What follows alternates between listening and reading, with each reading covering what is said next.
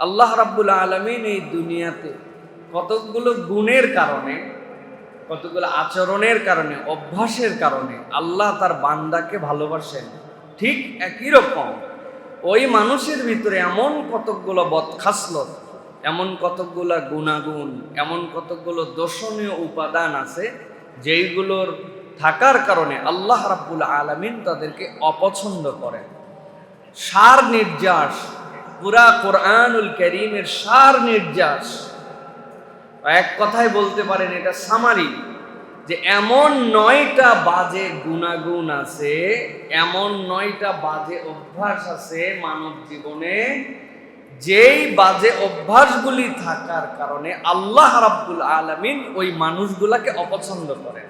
তাহলে আমরা যদি জেনে নিই এবং বারবার নিজেদেরকে স্মরণ করাই যে এই বাজে 9টা অভ্যাস কি, এইগুলোর থেকে আমাকে বিমুক্ত হতে হবে, এইগুলোর থেকে আমাকে বেরিয়ে আসতে হবে, তাহলে মানুষ যদি এখান থেকে বেরোতে পারে আল্লাহ রাব্বুল আলামিন তাহলে অটোমেটিক তাকে ভালোবাসবেন। সুবহানাল্লাহ। এই জন্য আল্লাহর কাছে অপছন্দনীয় অনেক গুণাগুণ, অনেকগুলা দোষ, যেইগুলার মধ্য থেকে সার নির্যাস আজকে আমরা 9টা শ্রেণী বিন্যাস করব। এই 9টা শ্রেণীর থেকে যেন আমরা বিমুক্ত হতে পারি, এই শপথ নিয়ে আমরা আজকের আলোচনা শুনবো ইনশাআল্লাহ। তাহলে আল্লাহ রাব্বুল আলামিনের অপছন্দনীয় মানুষের তালিকার শ্রেণী কয়টা? আরেকবার বলেন কয়টা? আমরা এটা মুখস্থ করে ফেলবো আজকে ইনশাআল্লাহ।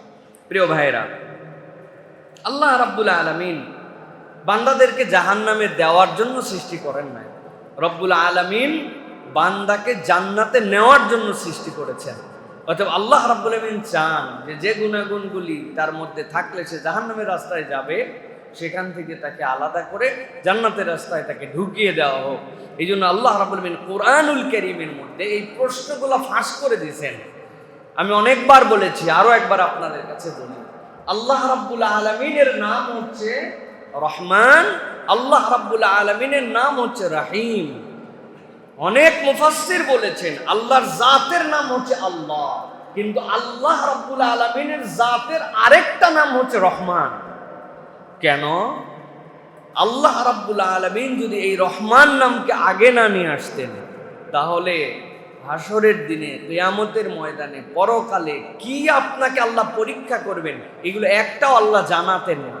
কিন্তু আল্লাহ রহমান নামের ওসিলায় বান্দার পরীক্ষার দিনের যা যা প্রশ্ন হবে সবগুলো জানিয়েই দেন নাই, কেবল প্রত্যেকটা কওমের কাছে, জাতির কাছে যুগে যুগে আল্লাহ রাব্বুল আলামিন পয়গম্বর পাঠায় ওই প্রশ্নের প্র্যাকটিস করাইছেন, যাতে একটা বান্দাও জাহান্নামে না যায়। সুবহানাল্লাহ। এই জন্য আল্লাহ রহমান, আল্লাহ জানায় দিচ্ছেন বান্দাকে। আল্লাহ রাব্বুল আলামিন প্রথম যেই শ্রেণীর মানুষকে অপছন্দ করেন, মানুষের মধ্যে এই চরিত্র থাকুক, আল্লাহ এটা মোটেও দেখতে চান না। তার মধ্যে একটা হচ্ছে অহংকারী এবং দাম্ভিক। অহংকারী এবং দাম্ভিকের মধ্যে কিছু পার্থক্য আছে। আল্লাহ রাব্বুল আলামিন এটার একটা বর্ণনা দিয়েছেন। আমি আপনাদের কাছে 2-3টে আয়াতের কথা বলবো প্রিয় ভাইরা। প্রথম যেটা বলবো সেটা হচ্ছে সূরা আন-নাহল এর 22 নম্বর আয়াত। আল্লাহ রাব্বুল আলামিন এই জায়গায় একটা দিক নির্দেশনা দিয়েছেন। আল্লাহ বলছেন, ইলাহুকুম ইলাহু ওয়াহিদ ফাল্লাযীনা লা ইউমিনুনা বিল আখিরাতি কুলুবুহুম মুনকিরাতুন ওয়া হুম মুস্তাকবিরুন। আল্লাহ বলছেন, দুনিয়াতে যত ধরনের দাম্ভিকতা আছে, যত ধরনের অহম আছে, যত ধরনের হাম্বড়াই আছে, এর মধ্যে সবচেয়ে বড় হাম্বড়াইটা হচ্ছে ভিন্ন একটা জায়গায়। ইলাহুকুম ইলাহু ওয়াহিদ, জেনে রাখো তোমাদের ইলাহ হচ্ছেন এক। আল্লাহ রাব্বুল আলামিন ছাড়া তোমাদের কোনো ইলাহ নাই, তোমাদের কোনো স্রষ্টা নাই, তোমাদের কোনো আইনদাতা নাই, তোমাদের জীবন পরিচালনার জন্য নিয়ম কানুন বলে দিবে এরকম কোন সংস্থা নাই, এরকম কোন সংবিধান নাই। একমাত্র ইলাহ হচ্ছে তোমাদের জন্য আল্লাহ। কিন্তু আল্লাহ বলছেন কতগুলা মানুষের চরিত্র হচ্ছে ফাল্লাযীনা লা ইউমিনুনা বিল আখিরাহ, এই মানুষগুলা আল্লাহকেও বিশ্বাস করে না, পরকালকেও বিশ্বাস করে না। আল্লাহ বলছেন ওই মানুষগুলার কুলুবুহুম মুনকিরাতুন ওয়া হুম মুস্তাকবিরুন, তাদের অন্তরগুলা সত্য বিমুখ আর তারা অহংকার প্রদর্শন করে। এই অহংকারের মানে কি? সত্যটা সে জানে, হকটা সে জানে। আল্লাহর দুনিয়াতে আল্লাহর নিয়মে যদি সমাজ চলে, শরিয়ার আইন যদি বাস্তবায়ন হয়, এর থেকে উত্তম কোনো আইন আর হতে পারে না, ওই মানুষ জানে। কিন্তু দুনিয়ায় অমুক দল তমুক পার্টি করার কারণে মুখ দেই সত্য স্বীকার করতে পারে না, আবার নিজের পরিচয় মুসলমান দেয়, এরকম মুসলমান বাংলাদেশে নাই। বুঝে বলেন কারা তারা? আছে বলতে মানা করছি না ভাই।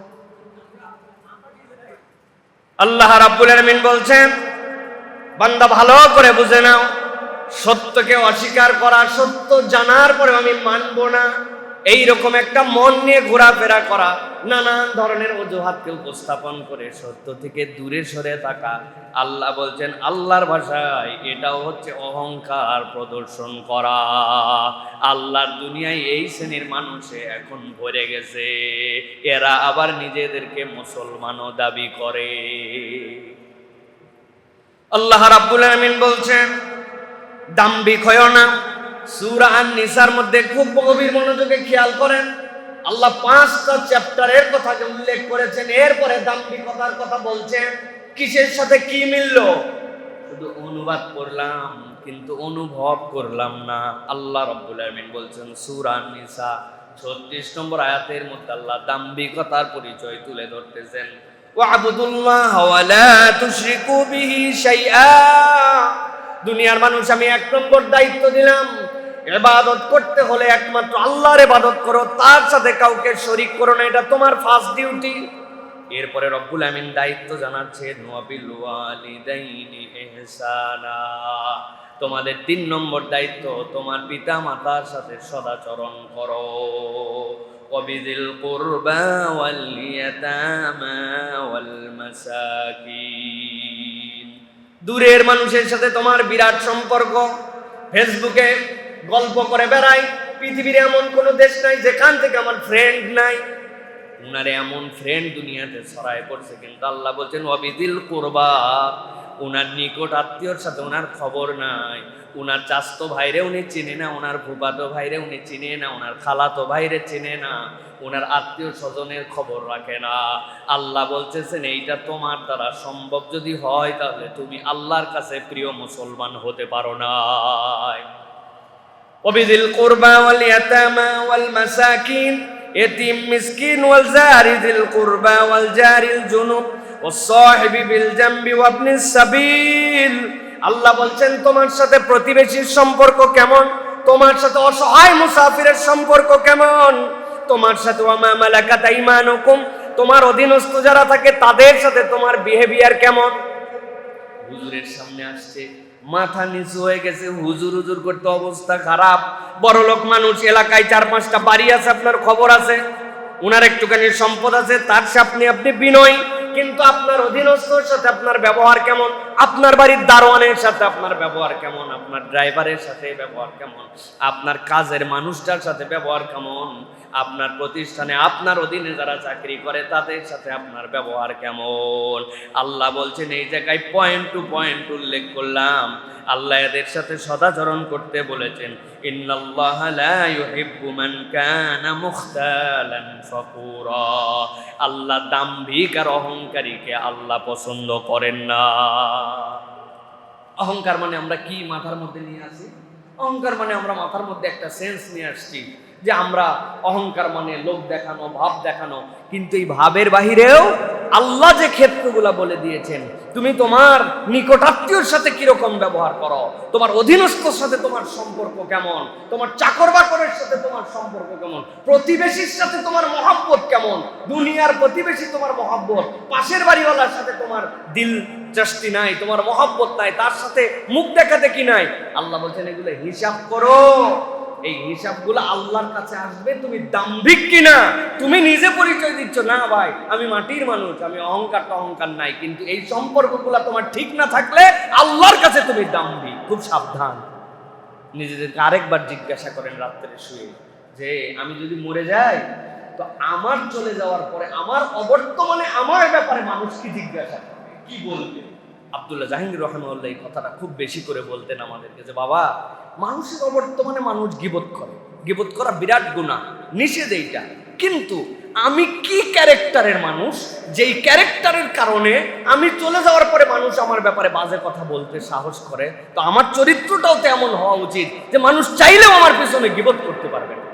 কি একটু ভাইবেন, একটু চুপচাপ করে ভাইবেন। আমি চলে গেলাম, আমি দুনিয়ায় নাই, আমি অবর্তমান, 10 জনের মজলিসে ছিলাম, উঠে গেলাম, পেছনে আমার ব্যাপারে সে কি বলে। বাপরে বাপ, কথাবার্তার যা ভাব, খালি গল্প শোনায়, এইটুকু মুখ দিয়ে মানুষের বাড়ায়। এটা করা তার অনুচিত, কিন্তু উনার ভাবেই নাই কথা বলছে মানুষ, আমার চলাফেরার ধরনেই নেই কথা বলছে মানুষ, যে লোকটা আদবওয়ালা না, বেয়াদব। এখন সামনে বলা যায় না ভাই, কিন্তু বেয়াদব বলে কিনা মানুষ। এইটা বলার অধিকারটা আমি কেন দিলাম, এই সিচুয়েশনটা আমি কেন ক্রিয়েট করে দিলাম? নিজেকে এইভাবে মূল্যায়ন করলে সমাজটা সোনালি সমাজ হয়ে যেতে পারে।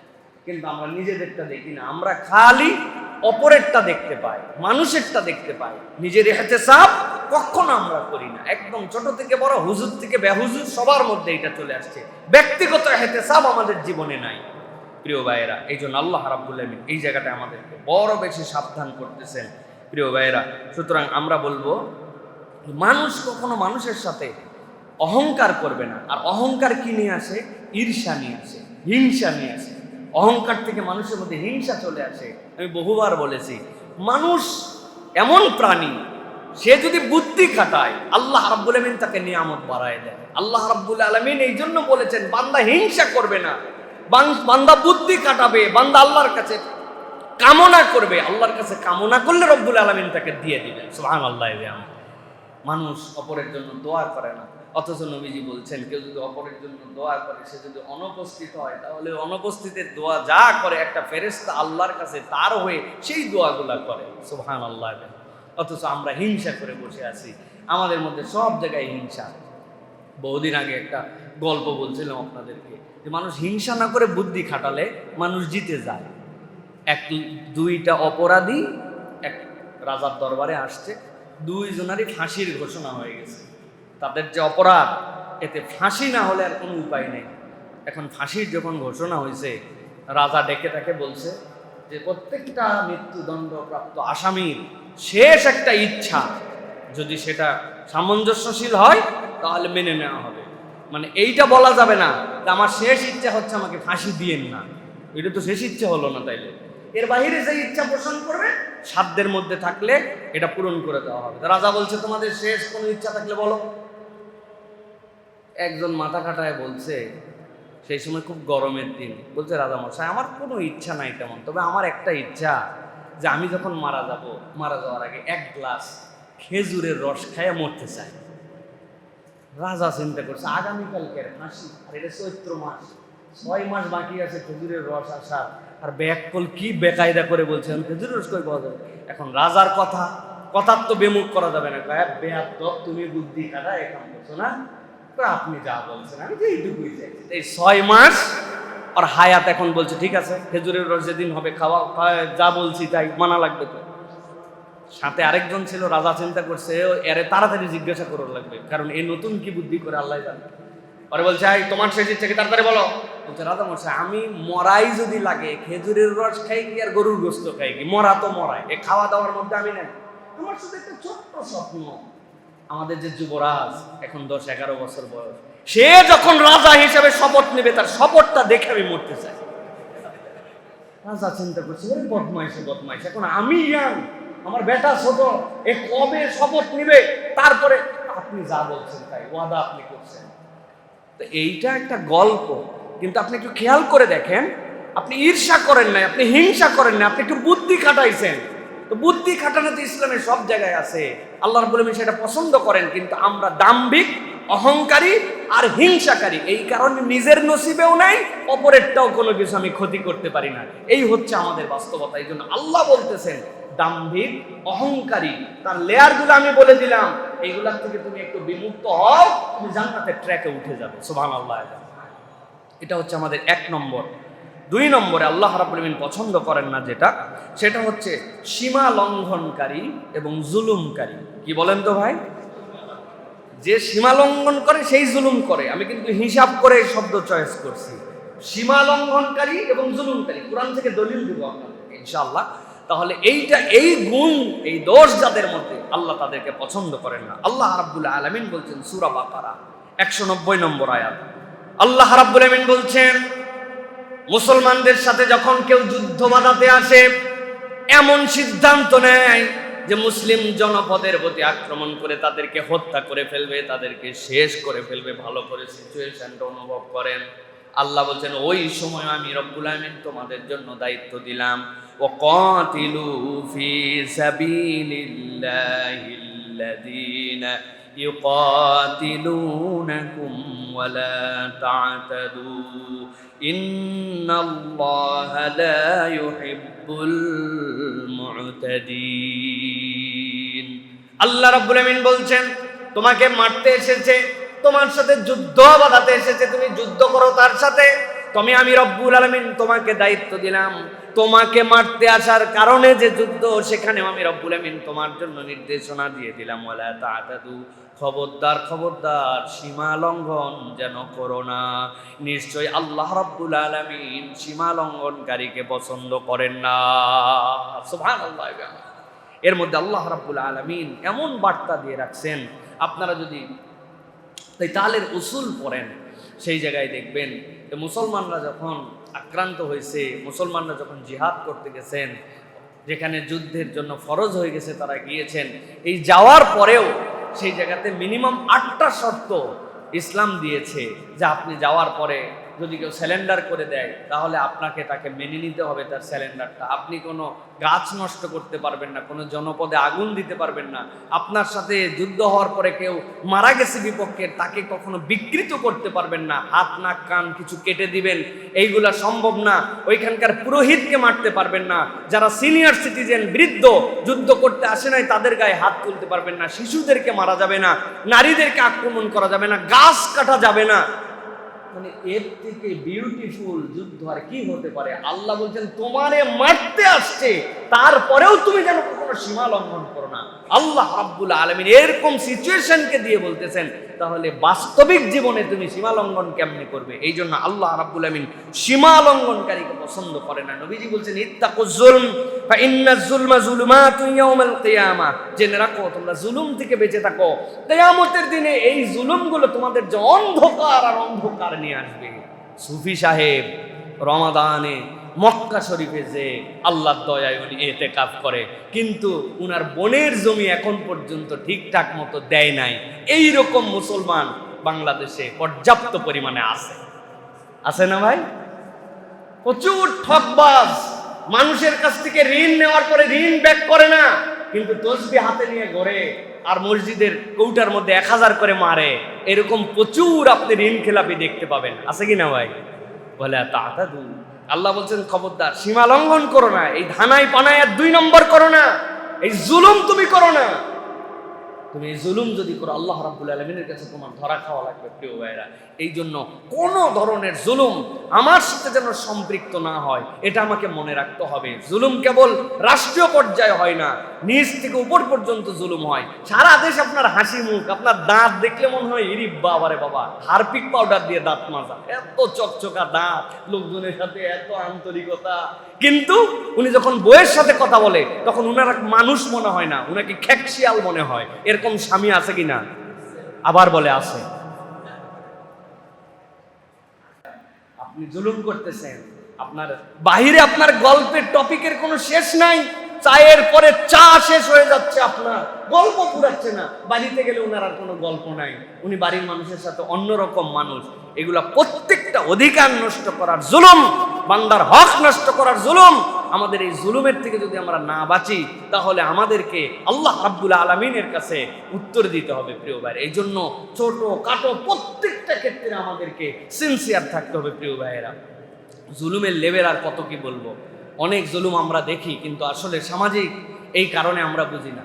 আপনি থাকেন 5 তলায়, হ্যাঁ, রাস্তা একটা সামনে দিয়ে আপনার চলে গেছে, আপনি কান খুঁচাইছেন কটন বাড দিয়ে, হ্যাঁ, তুলার পাখি দিয়ে আপনি কান চুলকাইছেন, কটন বাড তো তুলার পাখি না, তুলার পাখি দিয়ে আপনি কান চুলকাইছেন, আর বাম হাতে ছিল আপনার মোবাইল, সেখান থেকে আপনি নিউজ ফিড করছেন। নিউজ মানে সংবাদ, ফিড মানে খাওয়ানো, আপনাকে সংবাদ খাওয়াইছে ওরা, বাম হাতে ঠেলে ঠেলে সংবাদ খাইছেন, আর ডান হাতে তুলার পাখি দিয়ে কান চুলকাইয়া জালনা দিয়ে খাট করে ফেলে দিয়েছেন। নিচে পড়বে কি সমস্যা, লোকজন ঝাড় দিবে। চিপস খাইছি, চিপসের প্যাকেট পালাই দিছি, চুল কাটছি ফালাই দিছি, উপর থেকে আমার এসির পানি দিয়া নিচ পর্যন্ত মানুষ বিপদগ্রস্ত হয়ে যাচ্ছে, তার কি অবস্থা হচ্ছে? I have not time to see that. আমার সেটা দেখার মতো সময় নাই। আমি আমার স্টাইলে লাইফ লিড করতেছি। রাত 12টার সময় চেয়ার একটা টান দিছি, এমন খের খারায় আমার বাচ্চা আমার ফ্ল্যাটে ঘুরতেছে, খেলবেই তো, নিচের মানুষের কি হবে না হবে দেখার সময় আছে কিনা। রাত 12টার পর লাফাচ্ছে, নিচের মানুষ কষ্ট পাচ্ছে। আপনার বেলকুনির ময়লা দিয়ে নিচের মানুষ ময়লা হয়ে যাচ্ছে। আপনি তাহাজ্জুদ গুজার, আপনি 5 ওয়াক্ত নামাজি, আপনি বান্দার হক নষ্ট করতেছেন। আল্লাহর কাছে এগুলোর হিসাব দেওয়া লাগবে। আমরা এগুলো হিসাবের মধ্যেই ধরি না, কথা ঠিক কিনা? আমরা এগুলো হিসাবের মধ্যেই ধরি না। চিন্তা করছি এটা আবার কোনো ব্যাপার নেই, এগুলো কোনো সাবজেক্টই না আমাদের মধ্যে। প্রিয় ভাইরা, এই জন্য আমাদেরকে প্রত্যেকটা ক্ষেত্রে আমার দ্বারা কোনো জুলুম হচ্ছে কিনা, আল্লাহর হক আল্লাহ মাফ করে দিবে। বান্দা ফজর পড়ে নাই, জোহর পড়ে নাই, আল্লাহ গফুরুর রহিম, তার কাছে তওবা করছে, আল্লাহ চাইলে পুরোটা মাফ করে দিবে। কিন্তু আপনি কোনো একটা মানুষকে কথা দিয়ে কষ্ট দিছেন, আচরণে কষ্ট দিছেন, জমিনা ফেরত দিয়ে কষ্ট দিছেন, আইল ঠেলে কষ্ট দিছেন, সানসেট পাড়ায় কষ্ট দিছেন, বান্দার হক নষ্ট করছেন। আল্লাহর কাছে আল্লাহ রাব্বুল আলামিন ওই বান্দা মাফ না করলে আল্লাহ মাফ করবেন না। হতে হতে মুফলিস হয়ে যেতে হবে, সোয়াবগুলা দিয়ে দিতে হবে, গুনাহগুলা নিয়ে নিতে হবে, নামাজ রোজা সব শেষ হয়ে যাবে। বান্দার হক, বোনের সাথে কি হিসাব বাকি আছে বরাবর করেন। ভাই মরে গেছিল, ভাস্তাদেরকে কেমনে ঠকাইছেন বরাবর করেন। সরকারের খাজনা খারিজ কি কি ধোকা দিয়া বাদ দিছেন, ওইগুলো হিসাব বরাবর করেন। আল্লাহ রাব্বুল আলামিনের কাছে তাছাড়া আটকায় যেতে হবে। আল্লাহ বলতেছেন এই সীমা লঙ্ঘনকারী জুলুমবাজ, আল্লাহ এদেরকে দেখেন না। হাসরের দিনে মানুষ যখন আমল নামা নিয়ে উঠবে, আল্লাহ রাব্বুল 3 ভাগে ভাগ করে ফেলবেন। এক শ্রেণীর আমল নামা, যাদের আমল নামার মধ্যে বান্দার হক নষ্ট নাই আর শিরিক নাই, আল্লাহ আলাদা করে ফেলবেন, এদেরকে বিনা হিসাবে আল্লাহ জান্নাত দিয়ে দেবেন। আরেক শ্রেণীর আমল নামা উঠবে কুফরি, এদের কোনো হিসাব হবে না, কাফের মুশরিক, বিনা হিসাবে জাহান্নাম। আরেক শ্রেণী ঈমান আছে কিন্তু জুলুম আছে সাথে, এদের যে মুখামুখি হতে হবে আল্লাহ, আর এদের যে বিচার হবে ওই বিচারটাই তার জন্য যথেষ্ট হয়ে যাবে। আযাব হওয়া লাগবে না, বিচার স্বয়ং আযাব হবে। আল্লাহ রাব্বুল আমিন বলছেন তাদের আমলনামা দেওয়া হবে বাম হাতে, হাতটা সামনে থেকে আসবে না, পেছন দিক থেকে বুক ভেদ করে তার সামনে আসবে। এই বুক ফেড়ে যখন বাম হাত তার আমলনামা আসবে, আল্লাহর কাছে আরজি দিবে, আল্লাহ আমার মৃত্যু দিয়ে দাও। আল্লাহ বলছেন মৃত্যুকে জবাই করে দেওয়া হয়েছে, ওই দিন আর মৃত্যু হবে না। অতএব সীমা লঙ্ঘন আর জুলুম এটা যেন আমার দ্বারা না হয়। ভাই যা হয় হোক, পরেরটা দেখা যাবে। আমি যেন কোনো জালেমের দপ্তরে আমার নাম না উঠবে, এটা আপনাকে সতর্ক থাকতে হবে। ছোট্ট থেকে ছোট্ট অনেক ক্ষেত্রে আমরা জুলুম করে ফেলতেছি। ঢাকা শহরে আমরা জুলুম করতেছি। আমি বাসের মধ্যে থেকে চিপসের প্যাকেট ফেলছি, আমি বোতলটা ফেলে দিছি, সুয়ারেজের মুখটা আটকাই গেছে, প্রবল বৃষ্টি হয়ে গেছে, পানি নামার কথা কিন্তু আমার কারণে আমি জানি না কবে ফেলে দিয়ে চলে গেছে একটা বোতল। ওই বোতলের কারণে হাজার হাজার মানুষ কষ্ট পাইছে, কত গাড়ির ইঞ্জিন নষ্ট হয়ে গেছে। প্রত্যেকটার গুণ ওই দিন আমার আমলনামায় উঠবে, কারণ আমার রেসপন্সিবিলিটির জায়গা এটা ছিল, আমি এটা আদায় করিনি। এগুলো কোনো গুনার মধ্যেই ধরে না মুসলমানরা। এই ইসলাম নিছে ব্যয় ইসলামীরা, আর ব্যয় ইসলামের ইসলাম নিছে আমরা। কথা ঠিক কিনা ভাই? আল্লাহ আমাদেরকে বোঝার তৌফিক দান করেন। প্রিয় ভাইয়েরা, 3 নম্বর বিশ্বাসঘাতক এবং প্রতারণাকারী। আল্লাহ রাব্বুল আমিন বিশ্বাসঘাতকতা এবং প্রতারণাকে আল্লাহ পছন্দ করেন না। আল্লাহ রাব্বুল আমিন বলছেন ওয়া ইম্মা তাখাফান্না মিন কওমিন খিয়ানাতান। আল্লাহ রাব্বুল আমিন বলছেন দুনিয়ার মানুষ, তোমাদের যদি কোনো সম্প্রদায়ের ব্যাপারে ধোঁকা দিবে এরকম কোনো ভয় থাকে তোমাদের মধ্যে, আল্লাহ রাব্বুল আলামিন বলতেছেন তাহলে তোমাদের জন্য দায়িত্ব হচ্ছে ফামবিজ ইলাইহিম আলা সাওয়াইন, তোমরা চুক্তি তাদের সাথে করবা না। তাদের সাথে যদি চুক্তি হয়, ওইটা তোমাদের বিশ্বাসঘাতকতার আগে ওই চুক্তিটা তাদের মুখের মধ্যে ছুঁড়ে মেরে দাও। মানে তুমি যদি বলো বোঝো যেই চুক্তি তুমি রাখতে পারবে না, বিশ্বাসঘাতকতার জায়গা নাই, চুক্তি তুমি করবা না, তাদের মুখের উপর আগেই জানায় দাও যে তোমার চুক্তির থেকে আমি বেরিয়ে আসলাম, কিন্তু চুক্তি হালে আছে, কিন্তু তারপরেও তুমি তার সাথে বিশ্বাসঘাতকতা করবে, এরকম জানি না হয়। ইন্নাল্লাহা লা ইউহিব্বুল খাইনিন। আল্লাহ বলছেন জেনে রাখো রব্বুল আলামিন বিশ্বাসভঙ্গকারীদের পছন্দ করেন না। বাংলাদেশে একটা নতুন বিশ্বাস ভঙ্গের খেলা শুরু হয়েছে। ভাই আপনার মেয়ের ইয়ে কত, দেনমোহর ধরছে কত ভাই? 20 লাখ। কেন 20 লাখ কেন ধরছেন? কই ভাই এখন সমাজ খারাপ, বিয়ে শাদিতে জানি টিকে, ভাঙ্গে জানি না যায়, এই জন্য দেনমোহর বাড়ায় ধরছে। আছে ভাই এখন? হ্যাঁ, দেনমোহর বাড়ায় ধরে। উনি দেনমোহর বাড়ায়া বিশ্বাসঘাতকতা, মানে উনি আগেই নিয়ত করছে যে এরকম ভাঙে যেতে পারে, এইটা দিয়ে ঠেকা। ভাই যেই বিয়ে ভাঙবে ওই বিয়ে দেনমোহর দিয়ে ঠেকান যায় না এই দুনিয়ায়। সুতরাং এইটা একটা বিশ্বাসঘাতকতার লেভেল তৈরি করতেছি আমরা, মানুষের মনের মধ্যে এগুলো ঢুকাই দিচ্ছি, প্রতারণা ঢুকাই দিচ্ছি। আল্লাহ রাব্বুল আলামিন প্রতারককে পছন্দ করেন না। স্ট্রেট ফরওয়ার্ড থাকেন, ক্লিয়ার থাকেন। দুইটা মানুষের কাছে সম্মান কম পেতে পারেন, কিন্তু আমি কোনো প্রতারণার আশ্রয় নিই না ভাই, এটাই সত্য, এটাই স্বাভাবিক। আমি এরকম করে চলাফেরা করি। আল্লাহ রাব্বুল আলামিন আপনাকে মহব্বত করবেন। দুনিয়ার সবাই আপনাকে বেমহব্বত করলে কিচ্ছু যায় আসে না, যার আছে আল্লাহ তার আর কারো লাগে না, ঠিক কিনা? এই জন্য প্রিয় ভাইরা, কখনো আমাদেরকে এই বিশ্বাস ভঙ্গকারীদের অন্তর্ভুক্ত হওয়া যাবে না। আমাদেরকে হিসাব মিলায় দেখতে হবে যে আমরা কোনো জায়গায় প্রতারণা করতেছি কিনা, কোনো জায়গায় বিশ্বাস ভঙ্গকারী আমরা হচ্ছে কিনা। এই বিশ্বাস ভঙ্গ জানি না আমার প্রিয়, এই যে আজকে ঘরে ঘরে পরকিয়া, কিসের কারণে? এই বিশ্বাস ভঙ্গতা আমাদের মধ্যে ছড়ায় পড়ছে। সুতরাং এইটা যেন আমাদের মধ্যে না হয়। আল্লাহ রাব্বুল আলামিন বলছেন, আল্লাহ রাব্বুল আলামিন এই মানুষকে পছন্দ করেন না, অতএব এখান থেকে আমাদেরকে বাঁচতে হবে। 4 নম্বরে অপচয়কারী। আল্লাহ রাব্বুল আলামিন অপচয়কারীকে পছন্দ করেন না। এই অপচয়ের অনেক লেয়ার আছে, অনেক ক্ষেত্র আছে, অনেকগুলা এর বর্ণনা আছে। আল্লাহ রাব্বুল আলামিন কুরআনুল কারীমের মধ্যে বলছেন, সূরা আরাফ 31 নম্বর আয়াত, আল্লাহ রাব্বুল আলামিন বলছেন, ইয়া বানি আদম খুযু যিনাতাকুম ইনদা কুল্লি মাসজিদিন ওয়া কুলু ওয়াশরাবু ওয়া লা তুসরিফু ইন্নাহু লা ইউহিব্বুল মুসরিফিন। ও দুনিয়ার মানুষ, যখন তুমি মসজিদের দিকে আসবে তথা তোমরা যখন সালাতের জন্য আসবে, আমি রব্বুল আমিন দায়িত্ব দিলাম, খুযু যিনাতাকুম ইনদা কুল্লি মসজিদ, যেমন তেমন করে মসজিদে চলে এসো না। মসজিদে আসার জন্য তোমার যেন ড্রেস আপ গেট আপটা একটু সুন্দর হয়, পোশাক পরিচ্ছদটা যেন সুন্দর হয়, সাজসজ্জা গ্রহণ করো। মুফাসসিররা ব্যাখ্যা করেছেন, তাফসিরে কাবীরের ভিতরে এসেছে, তাফসিরে ইবনে কাসিরের ভিতরে এসেছে, বিভিন্ন তাফসিরের মধ্যে বর্ণনার মধ্যে এসেছে। আপনারা মসজিদের ডান পাশের আলমারিতে দেখবেন মারিফুল কোরআন, মারিফুল কোরআন খুলে দেখেন তাফসিরে আরাফের সূরা আরাফের 31 নম্বর আয়াতের তাফসির আল্লামা মহিউদ্দিন খান সাহেব অনুবাদ করছেন। বর্ণনা করা হচ্ছে, কোনো একটা বান্দা যেন হৃদয় থেকে অনুভব করে আমি মসজিদমুখী হয়েছি, এর জন্য তার পোশাক আশাকটার ন্যূনতম বিষয় পবিত্রতা, 2 নম্বর বিষয় তার জন্য যেন একটা সৌন্দর্য নিয়ে এসে মসজিদের মধ্যে আসে। তার কোনো পোশাক আশাক শারীরিক কোনো কারণে অপর মুসল্লি যেন কষ্ট না পায়, এইটুকু তার ক্ষেত্রে আল্লাহর কাছে উপস্থাপন করতে হবে। এমন শরীরের দুর্গন্ধ নিয়ে আসছি, মানুষ তো বলতে পারে না, কিন্তু ওই মানুষটুকু সহ্যও করতে পারে না, তার গায়ের গন্ধটা এরকম, পোশাক যেইটা পরে আসছে কোনো সাইজ নাই সুইজ নাই, টুপি যেইটা পরছে এটা কবে ধুইছে মনেও করতে পারে না, এইরকম অপরিষ্কার অপরিচ্ছন্ন, জুতা তার পায়ের মধ্যে দুর্গন্ধ হতেই পারে, কিন্তু মোজাটা খুলে নিজের কানে গন্ধ, নিজের নাকে গন্ধ আসে না, কিন্তু মসজিদটা গন্ধ করে ফেলছে। আল্লাহ বলতেন এরকম যেন না হয়। আমি আল্লাহ রাব্বুল আমিন দায়িত্ব দিলাম, মসজিদে আসার ক্ষেত্রে তোমরা সাজসজ্জা গ্রহণ করো। আল্লাহ এরপরে বলছেন, তবে জেনে রাখো, কুলু ওয়াশরাবু ওয়া লা তুসরিফু, খাও পানাহার করো কিন্তু কখনো অপচয় করো না। ইন্নাল্লাহা লা ইউহিব্বুল মুসরিফিন। দুনিয়ার মানুষ আল্লাহ রাব্বুল আমিন সকল ক্ষেত্রে ইসরাফকে পছন্দ করেন না। তোমরা যেন কখনো তাবযির করবে না, ইসরাফ করবে না। আল্লাহ রাব্বুল আলামিনের কাছে তুমি যদি একবার অপব্যয়কারী হিসেবে পরিগণিত হও, আল্লাহর অপছন্দের তালিকায় ঢুকে যাবা। কত ক্ষেত্র আমাদের আছে তাবযিরের, রাষ্ট্রীয় তাবযিরও আছে, ব্যক্তিগত তাবযিরও আছে।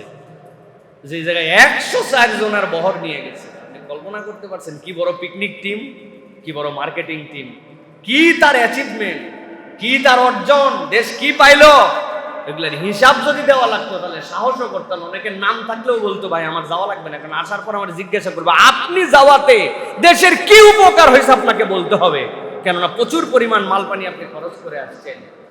পিকনিক পার্টি, এটাও তাবযির যেরকম ঠিক একই রকম ভাবে একদম ওই মসজিদে ওযু করার সময়ও তাবজির করে আসছেন।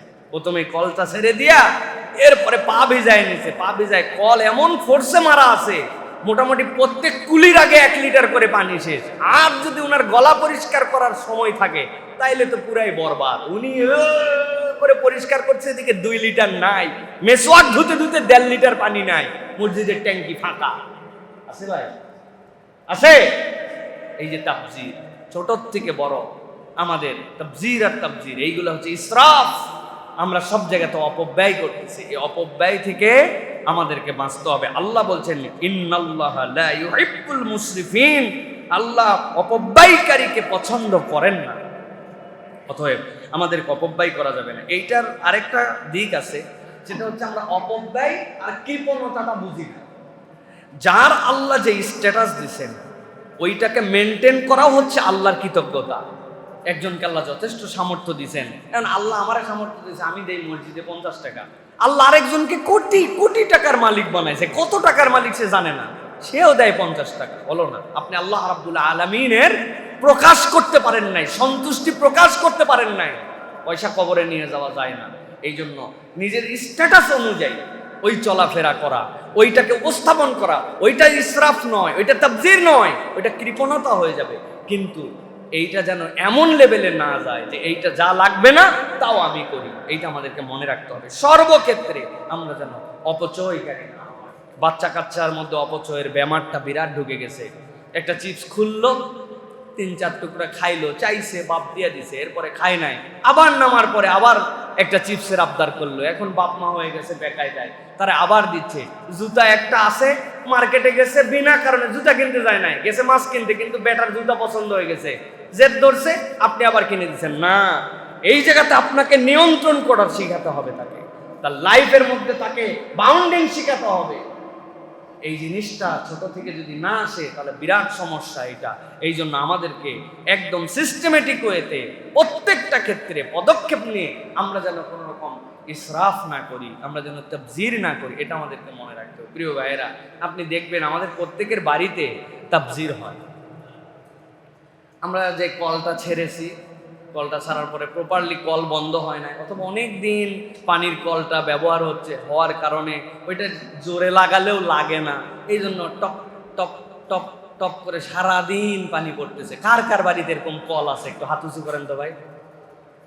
একজনের বাড়িতেও নেই, মাশাআল্লাহ। এই মহল্লাটা বিরাট ভালো মহল্লা, আলহামদুলিল্লাহ। এই কলের পানি পড়ে যাচ্ছে।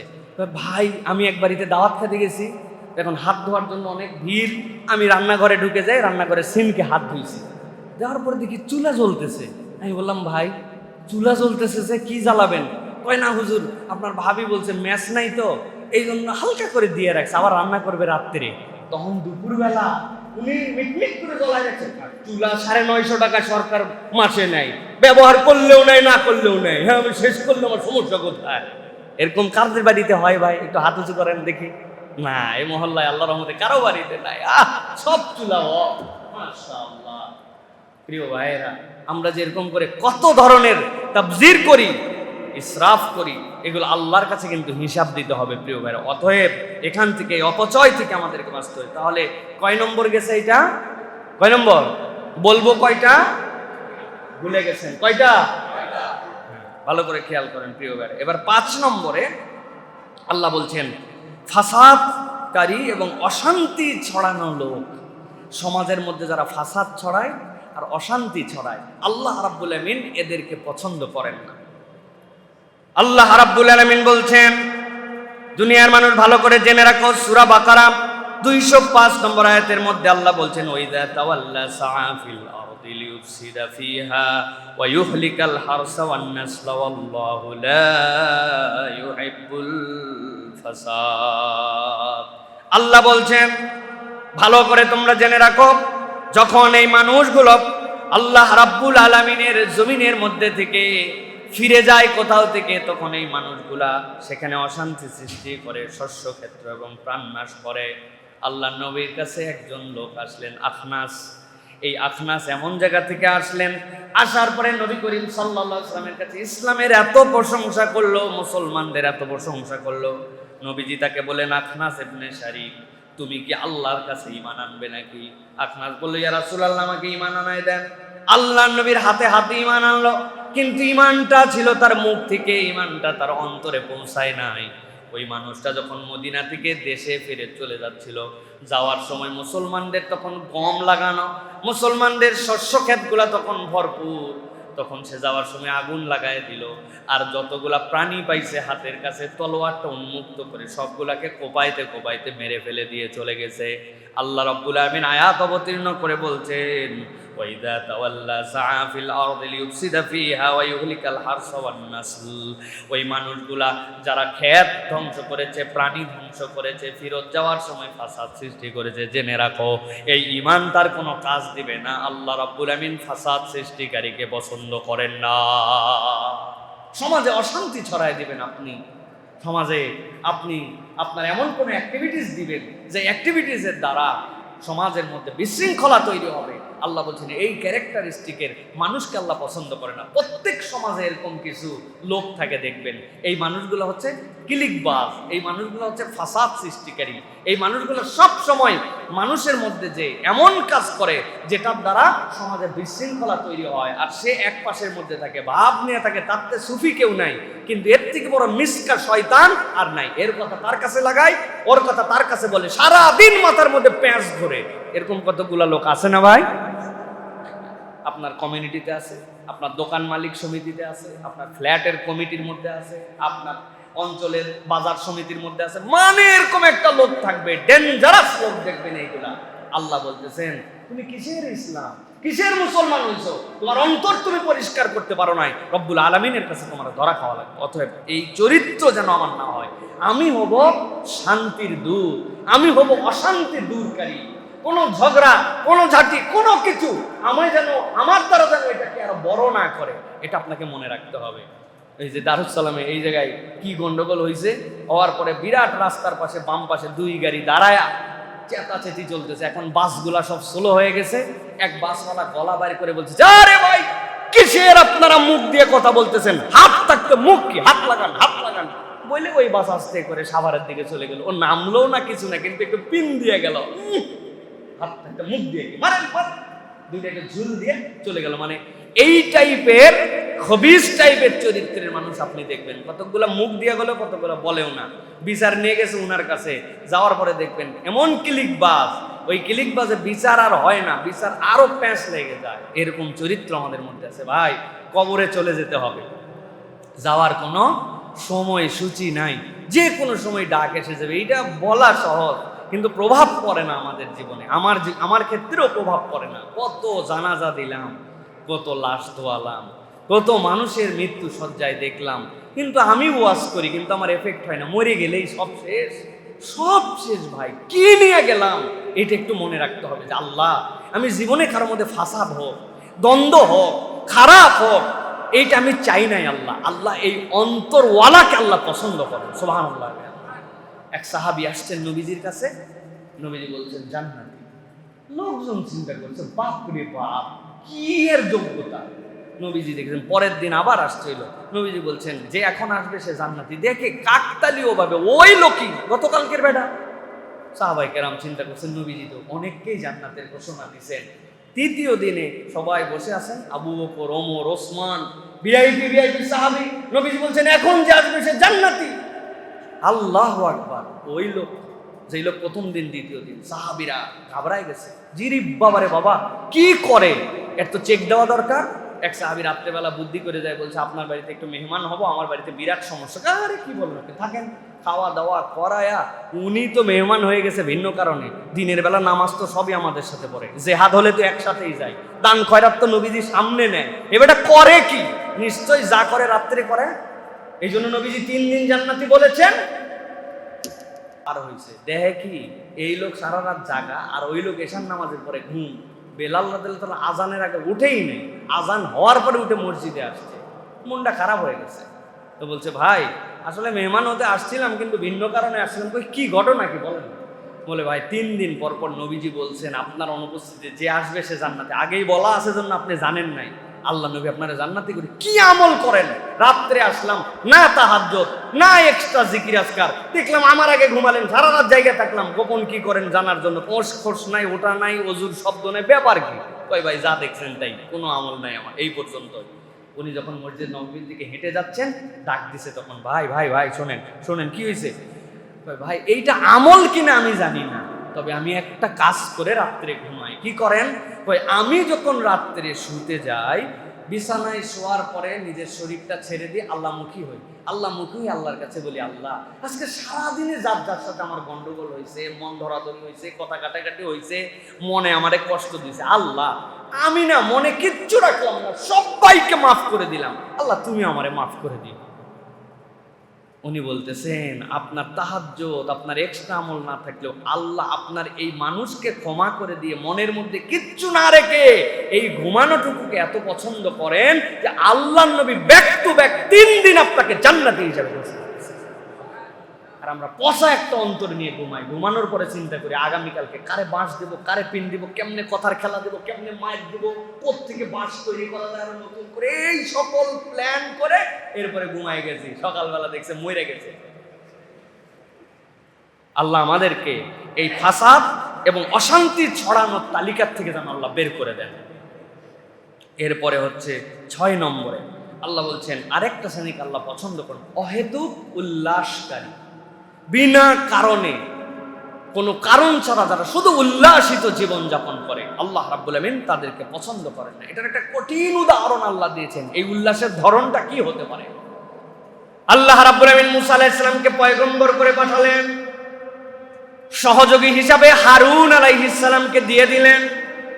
আল্লাহ রাব্বুল আমিন বলছেন, ওই মুসার কওমের মধ্যে একজন লোক ছিল, বাপ রে বাপ, এত বড় লোক, এত ধনী। আল্লাহ বলছেন তার নাম ছিল কারুন। আল্লাহ নিজেই বলছেন এই কারুনের কত সম্পদ ছিল জানো নাকি? আল্লাহ রাব্বুল আমিন বলছেন, ইন্না কারুনা মিন কওমি মূসা ফাবাগা আলাইহিম ওয়া আতাইনাহুম মিনাল কুনুজ। আল্লাহ বলছেন দুনিয়ার মানুষ জেনে রাখো, আল্লাহ রাব্বুল আমিন মূসাকে যেই কওমের মধ্যে থেকে পয়গম্বর বানালেন, ওই কওমের মধ্যেই কারুন নামে একজন লোক ছিল। আল্লাহ তাকে কানজুন, অনেক সম্পদ দিয়েছিলেন। কি পরিমাণ সম্পদ! মা ইন্না মাফাতিহাহু লাতানু বিল উসবা। আল্লাহ বলতেছেন এত পরিমাণ সম্পদ, অনেকগুলা লোক মিলেও তার সম্পদের সংরক্ষণাগারে তালার দেওয়ার পরে যে চাবিগুলা থাকতো, এই চাবিগুলা বহন করতে অক্ষম। কি পরিমাণ তাহলে তার সম্পদ! আল্লাহ বলছেন তার চাবি বহন করতে অনেক মানুষ লাগতো, সক্ষম হতো না। রব্বুল আমিন বলতেছেন, উলিল কুওয়াতি ক্বালা লাহু কওমুহু লা তাফরাহ ইন্নাল্লাহা লা ইউহিব্বুল ফারিহিন। দাওয়াত দিয়ে দিল, সম্পদে তোমার কোনো অভাব নাই, তোমার কওমের থেকেই আল্লাহ নবী প্রেরণ করেছেন, তুমি ঈমান এনে ফেলো। কিন্তু সে সাথে সাথে উচ্ছ্বাস প্রকাশ করে বলল, এই ঈমান আর এই মূসা আর এই হারুন, এদের সাথে আমার কিসের সম্পর্ক? আমার এগুলা লাগবে না, যথেষ্ট আমার আছে। একটা অহংকার করলো, একটা উল্লাস প্রকাশ করলো। আল্লাহ বলেন, ইন্নাল্লাহা লা ইউহিব্বুল ফারিহিন। জেনে রাখো, তোমার আনন্দ ভালো, তোমার সম্পদ দিয়ে তোমাকে তৃপ্তি দিবে, কিন্তু এইটা তোমাকে যদি অযাচিত উল্লাসকারী বানায় দেয়, অন্তরের মধ্যে যদি তোমার আলাদা কোনো ভাব নিয়ে আসে, রব্বুল আলামিন এইটা পছন্দ করেন না। এই উল্লাস আল্লাহ কারুনকে দিয়ে উদাহরণ দিয়েছেন। প্রিয় ভাইয়েরা, যে আমরা যেন অযাচিত ভাবে আমার সম্পদের বড়ায়ে, আমার হাম্বড়ায়ে, এইগুলাতে যেন আল্লাহ রাব্বুল আলামিনের অবাধ্যতার দিকে আমাকে না নিয়ে যায়, এটা আমাকে মনে রাখতে হবে। প্রিয় ভাইয়েরা, যে আমার সম্পদ, আমার প্রভাব, আমার শারীরিক সক্ষমতা, আমার অবস্থান, এইগুলাতে যেন আমাকে এক্সট্রা উল্লাসকারী না বানায়, বরং মনে রাখতে হবে এই নিয়ামতটা আল্লাহ রাব্বুল আলামিনের দান, এটা আমার যোগ্যতা নয়, রব্বুল আলামিন আমাকে এটা অনার করে দিয়েছেন। ভাই, আপনারা যদি এরকম কিছু দেখে থাকেন, তাহলে আমার সাথে মিলে গেলে আপনারা বলেন। 2টা চোখ আছে, নাক আছে, মাথা আছে, জামা কাপড়ও পরে, চলাফেরাও করে, কিন্তু এই লোককে মানুষ মানুষ না বলে পাগল বলে। এরকম কারোর সাথে আপনাদের জীবনে দেখা হয়েছে? ভাই, দেখা হয়েছে? পাগল সব আছে, দেখতে অনেকগুলা ডেঞ্জারাস সুন্দর, কিন্তু এই ব্রেনের তার একটুখানি এলোমেলো হয়ে গেছে, এই জন্য তার স্বাভাবিকতা নয়। আচ্ছা, দুনিয়ায় কেউ বলতে পারবে হিম্মত করে যে আমি আমার যোগ্যতায়, আমি আমার চাহিদায় আমি সুস্থ আছি, আর সে তার চাহিদায় পাগল হয়ে গেছে? সহজ না। সুস্থ মানুষ পাগল হয়ে গেছে, পাগলের রূপ নিয়ে ঘুরতেছে, আর আল্লাহ আমারে সুস্থ রাখছেন, এই চিন্তা করলেই তো আল্লাহ রাব্বুল আলামিনের কাছে কৃতজ্ঞতায় মাথা নিচু হয়ে যাওয়ার কথা, যে আল্লাহ চাইলে তুই আমারে পাগল বানাই দিতে, পাগল বানাই দিতে। আমি এরকম মানুষকে চিনি যাদের ফ্যামিলি বিশাল স্ট্যাটাসের, আপনি কল্পনাই করতে পারবেন না স্ট্যাটাস লেভেল, নাম বলে দিলে আপনি চিনে ফেলবেন, আমি নাম বলতেছি না। তার ফ্যামিলিতে লোক, আপ্যায়ন, আদর, যত্ন, আত্মীয়দের সাথে সম্পর্ক, বাড়ি, ঢাকার বুকে রাজকীয় বাড়ি। আরে বাড়ি কি দেখছেন? বাড়ি কাকে বলে? কিন্তু সেই বাড়ির ভদ্রমহিলা কি কারণে হঠাৎ করে তার অসুস্থতার থেকে এখন এমন অস্বাভাবিক যে হাঁটে আর সিঁড়ি গুনে নিজের বাড়ির সিঁড়ি গুনে সারাদিন। মানুষজন তারা এখন পাগলি বলে ডাকতেছে, পাগল বলে ডাকতেছে। সুতরাং আল্লাহ রাব্বুল আলামিন কখন কারে কি করে দিবেন, আল্লাহ বলছে ইন্নাল্লাহা লা ইউহিব্বুল ফারিহিন, খবরদার উল্লাস করো না, যা পেয়ে গেছো তাটা দিয়ে যে আমি আর কেউ নাই আমার লেভেলে, এইটা যেন তুমি ভেবো না। আল্লাহ রাব্বুল আলামিন এখান থেকে আমাদেরকে খুব সাবধান করেছেন। এরপরে 7 নম্বর যেটা প্রিয় ভাইয়া, অকৃতজ্ঞতা এবং কুফরি, এই চরিত্রের মানুষকে আল্লাহ পছন্দ করেন না। অকৃতজ্ঞতার সাথে একটা কুফরির রিলেশন আছে। আল্লাহ রাব্বুল আলামিন বলছেন ইয়ামহাকুল্লাহুর রিবা ওয়া ইউরবিস সাদাকাত ওয়াল্লাহু লা ইউহিব্বু কুল্লা কাফফারিন আসীম। আল্লাহ রাব্বুল আলামিন সুদকে নিশ্চিহ্ন করে দিয়েছেন, আর তোমরা সুদের সাথে জড়িত হয়ে আসো। আল্লাহ বলছেন জেনে রাখো, দান খয়রাতে আল্লাহ বাড়ায় দেন তোমাদের জন্য, সুদকে আল্লাহ ধ্বংস করে দিবেন। আল্লাহ বলতেছেন আল্লাহ পছন্দ করেন না কোনো অবিশ্বাসী আর পাপীকে। যেই পাপ আর যে অবিশ্বাস আল্লাহ রাব্বুল আলামিন পছন্দ করেন না। তার অন্যতম দিক হচ্ছে আল্লাহর বিধানকে জানার পরেও, আল্লাহর বিধান হক বলার পরেও আপনি নানান অজুহাত দিয়ে আল্লাহর বিধান থেকে দূরে থাকেন। আল্লাহ বলতেছেন এইটা হচ্ছে কুফরি করা মানুষ, আর প্রকৃত অকৃতজ্ঞ হচ্ছে আল্লাহর এই বান্দা। শত শত বোবা আছে, মুখ দিয়ে কথা বলতে পারে না।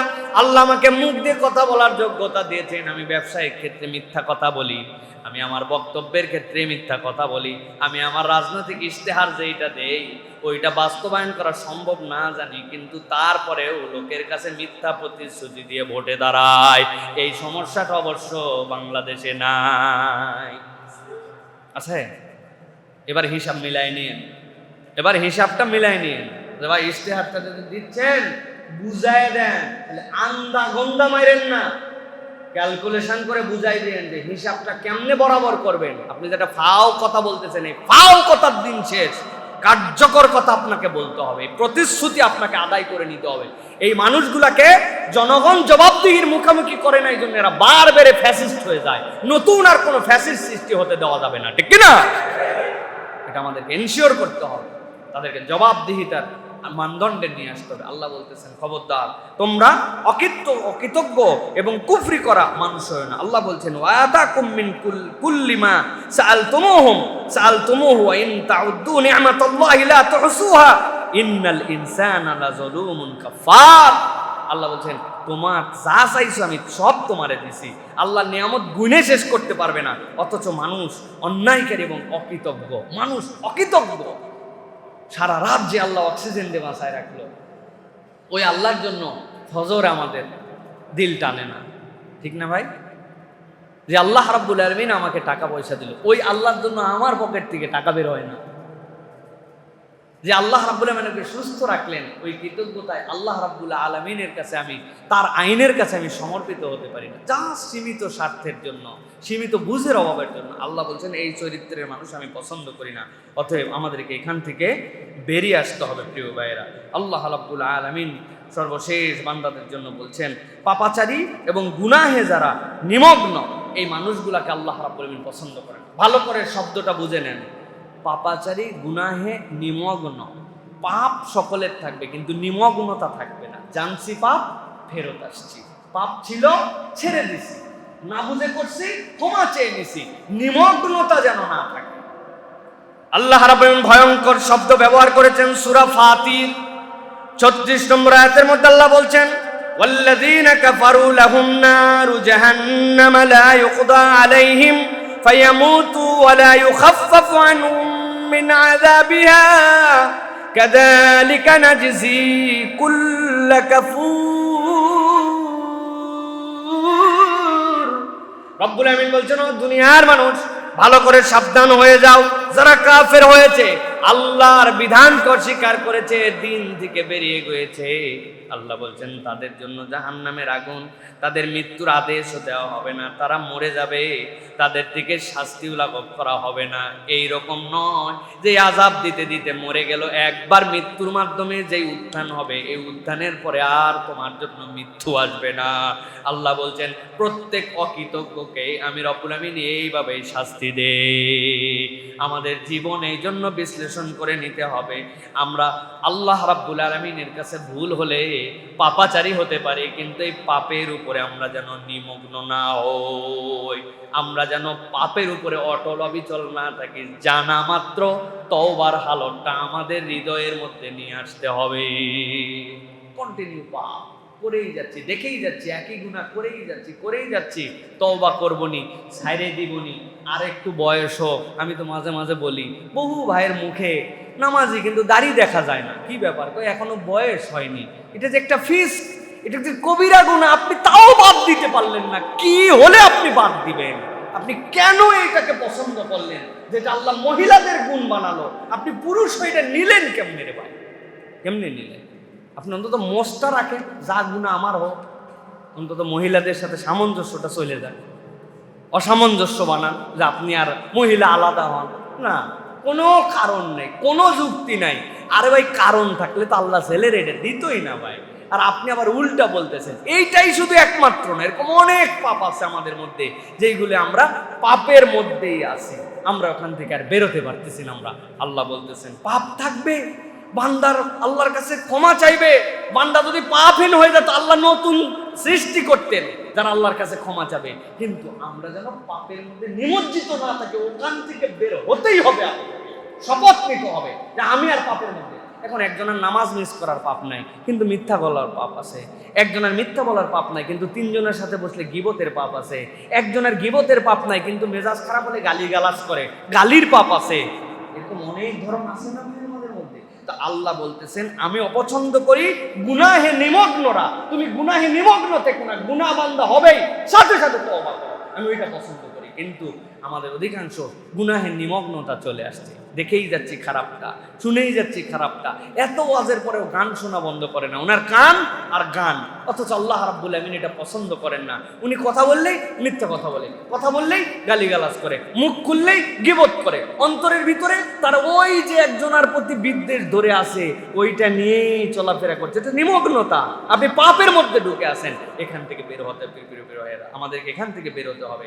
সর্বশেষ যেটা বলবো, মিথ্যাবাদী এবং প্রবঞ্চক আল্লাহ রাব্বুল আলামিন এটা কঠিন অপছন্দ করেন। মিথ্যাবাদীকে আল্লাহ রাব্বুল আলামিন একদম পছন্দ করেন না। সূরা নাহল পড়ে দেখবেন 105 নম্বর আয়াতের মধ্যে আল্লাহ রাব্বুল আলামিন বলছেন, ইন্নামা ইয়াফতারিল কাযিবাল্লাযীনা লা ইউমিনুনা বিআয়াতিল্লাহ ওয়া উলাইকা হুমুল কাযিবুন। আল্লাহ রাব্বুল আলামিন কেবল যারা মিথ্যা রচনা করে, যারা আল্লাহর নিদর্শনে বিশ্বাস করে না, আল্লাহ বলছেন প্রকৃত মিথ্যাবাদী তো তারাই। এদের মিথ্যা, এই মিথ্যার প্রবঞ্চনা, জিহ্বাতে প্রবঞ্চনা হয়। আমরা যেন মিথ্যুক না হই ভাই। ছোট থেকে বড় আজকে মিথ্যার মহামারীতে এই সমাজটি ছেয়ে গেছে। অবাক হয়ে যায়, ছোট্ট ছোট্ট বাচ্চারা এমন এমন মিথ্যা কথা বলা শিখেছে যেগুলো আমরা কল্পনাও করতে পারতাম না। কোত্থেকে এগুলো শিখলো? এই এফেক্টটা কিভাবে সমাজের মধ্যে ঢুকলো? তার মানে বড়রা, সমাজ, আশপাশ সবকিছু দেখে তার মধ্যে এমন একটা এফেক্ট আসছে যে ওই মিথ্যুকরা, মিথ্যাবাদিতাতে সারা পৃথিবী ভরায় ফেলছে। প্রিয় ভাইরা, আমরা যখন আফ্রিকা গেছি, আমি মজা করে বলতেছিলাম যে আফ্রিকায় একটা দোকানের থেকে আমি একটা জিনিস কিনবো, কোথায় পাওয়া যায়? বলছে হুজুর কি কিনবেন দেখি, আপনি খুব পেরেশান। আমি বললাম এটা ফেয়ার অ্যান্ড লাভলিটা কিনতে চাই। ওই ব্যাপার কি? আপনি আফ্রিকায়? বললাম যে ভাই এটা লাগালে না ফর্সা হয়। আফ্রিকান মানুষের এটা লাগায় কেমনে ফর্সা হয়েছে, এটা তো তাহলে প্রুভড হবে এই জায়গাতে। কয় না, এই আইটেম এখানে বিক্রি হয় না। মানে যেখানে যেরকম করে প্রতারণা করা যায়, আমরা এই প্রতারণা আর মিথ্যাকে আমরা এখন পশরা বানায় ফেলছি। মিথ্যা ছাড়া নাকি ব্যবসায় চলে না, মিথ্যা ছাড়া নাকি কাজই করা যায় না। এই যে মিথ্যা, এইটা আমাদের জীবনের সব বরকত সরাই ফেলছে।